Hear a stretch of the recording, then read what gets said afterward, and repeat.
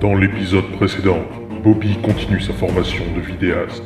Après avoir écrit son scénario, dessiné son storyboard et préparé le tournage, il est enfin prêt. Alors, prêt à tourner? Comme le lait au fond du frigo.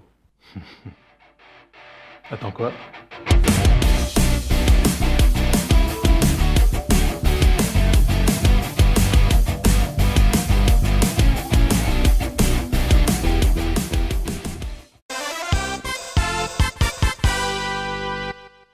Bon, t'es prêt? Et... action!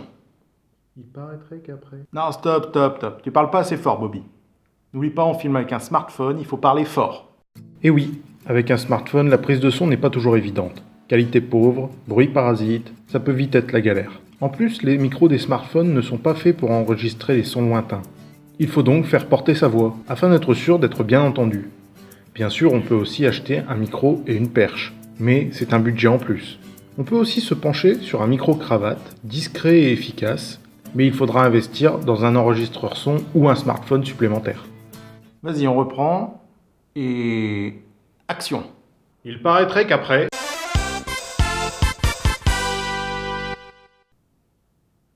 On refait une prise. Encore? C'est la 26e prise! Non, Bobby, on n'a jamais assez de prises. Quand on commence à filmer, il ne faut pas hésiter à faire beaucoup de prises, même si on sent qu'on tient la bonne prise du premier coup. Il peut toujours y avoir un imprévu, surtout quand on filme avec un smartphone et un trépied pas très solide. Le plan peut trembler, la mise au point peut être automatique et le plan devenir flou.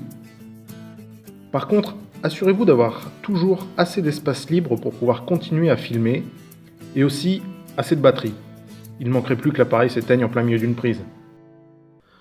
Waouh, j'ai tout donné pour celle-là. Tu as bien filmé, hein? Ah non, il s'était éteint. Vas-y, tu peux recommencer. Et action! Quoi? Oh non, mais t'es pas sérieux! J'ai dit action!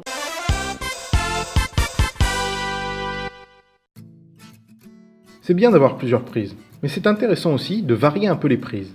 De jouer la même scène, mais avec quelques variations. Une fois, vous pouvez surjouer un peu. Une autre fois, être plus subtil. Essayez de vivre la scène que vous jouez, et d'imaginer les différentes façons dont le personnage pourrait s'exprimer. Vous pouvez aussi modifier les dialogues, tant que le sens ne change pas trop, pas besoin de faire exactement ce qui est marqué dans le scénario. Il faut vous laisser une part de créativité à chaque étape du projet. Au moment du montage, vous remarquerez peut-être qu'une prise s'insère mieux dans l'esprit de la vidéo, alors qu'elle n'était pas exactement comme vous l'aviez écrite. Du coup, t'as fait varier les prises comme je t'ai montré? Non, mais alors moi je veux bien varier les prises, mais de dos là, ça n'a aucun sens. C'est qui le vidéaste ici? Non, mais parce qu'en plus dans mon scénario, je vois pas comment ça va Et coller. action!